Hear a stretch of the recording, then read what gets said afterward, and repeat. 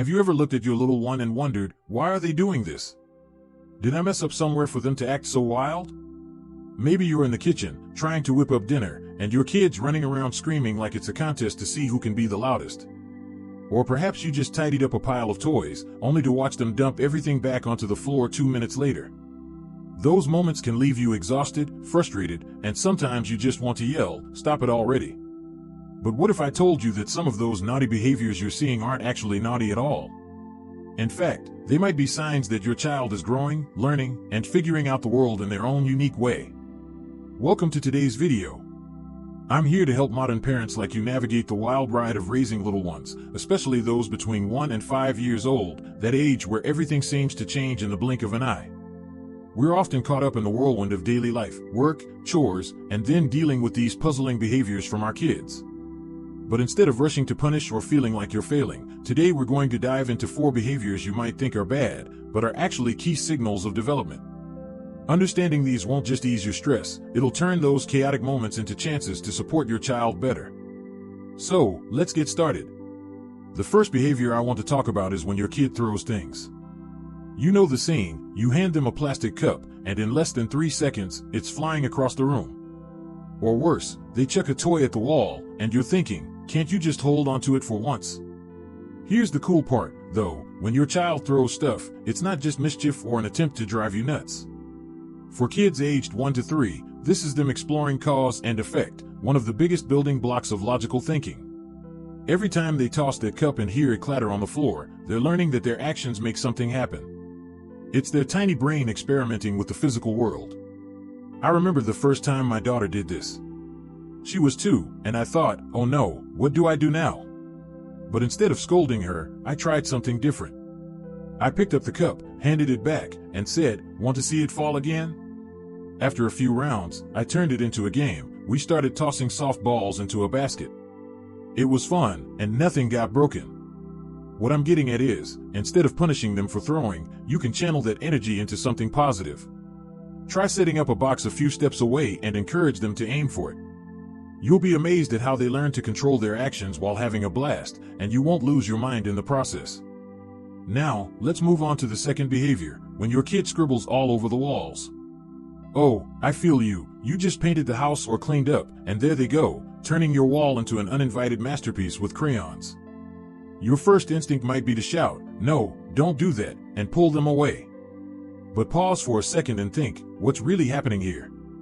For kids between 2 and 4, this isn't just about making a mess, it's a sign they're developing creativity and fine motor skills.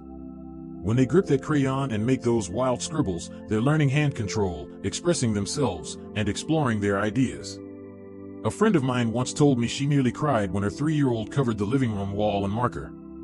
But instead of yelling, she did something brilliant. She got a big whiteboard, stuck it on the wall in a corner, and said, "This is your spot to draw whatever you want." Guess what?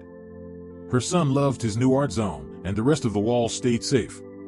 So next time your kid goes Picasso on your house, don't rush to punish them. Give them a safe space to create, like a big sheet of paper or a sketchbook, and praise their doodles. You'll see them grow their skills and feel your support along the way. Hey, if you're finding this helpful so far, give this video a quick thumbs up. It really helps me know I'm on the right track for you. We've covered throwing things and wall scribbling, 2 behaviors that might stress you out but are actually big steps in your child's growth. But what about when they refuse to listen, or those times they scream just to see what you'll do? Stick with me, because we're heading into those next, and I promise you'll see them in a whole new light. So, we've reframed throwing things and scribbling on walls, those moments that might have made you think your kid's out to wreck everything. But once you see they're just ways your child is learning and growing, it takes a load off, doesn't it? Now, let's step into the third behavior, one I'm pretty sure every parent has faced, when your kid won't listen. You say, "Go wash your hands," and they just sit there like you're speaking a foreign language. Or worse, they do the exact opposite. Ever thought, why are they so stubborn? I get it, but let's dig a little deeper. When kids between 2 and 5 start saying no or ignoring you, it's not always about defiance. Believe it or not, this is a sign they're developing independence, a huge milestone in growing up. At this age, your child is starting to realize they're their own person, not just an extension of you. When they push back against your instructions, they're testing boundaries, learning to make choices, and building a sense of self. It sounds wild, but it's a big deal in child psychology. I'll never forget when my son, at 3, refused to put on his jacket. I said, "It's cold out, buddy, let's get your jacket on," and he shook his head, ran off, and grabbed a hat instead. I wanted to sigh, but then it hit me, he wasn't ignoring me, he wanted to decide how to stay warm his way. So I switched tactics. Instead of ordering him, I gave him options. Do you want the blue jacket or the red one to stay cozy? He picked the red one and put it on himself. The magic? When you give them a little control, they're more likely to cooperate without feeling forced. So what can you do when they won't listen? First, try turning your request into a game or a choice. Instead of "go brush your teeth now," ask, "Do you want to brush your teeth first or wash your face first?" It makes them feel in charge, and you still get what you need done. Second, be patient. I know it's tough, especially when you're rushed, but remember they're learning independence. Punishing them right away might make them scared instead of teaching them why it matters. Try a quick explanation. We wash hands so they're clean, then we can eat snacks. Evet, You'll gülümse, see them start to gülümse. come around without a fight. If this tip's clicking for you, why not hit that subscribe button? I'd love to keep sharing these little tricks that make parenting a bit smoother. We've now tackled 3 behaviors: throwing, scribbling, and not listening. Notice how they're all tied to how your kid explores and asserts themselves. But there's one more behavior left that might surprise you, one we often label as the worst, yet it's actually how they grow their communication and emotions. Can you guess what it is?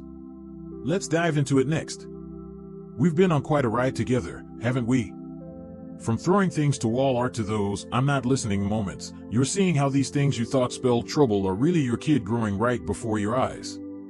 And now, we're at the 4th behavior, one I bet every parent's dealt with, when your kid screams or cries just to get your attention.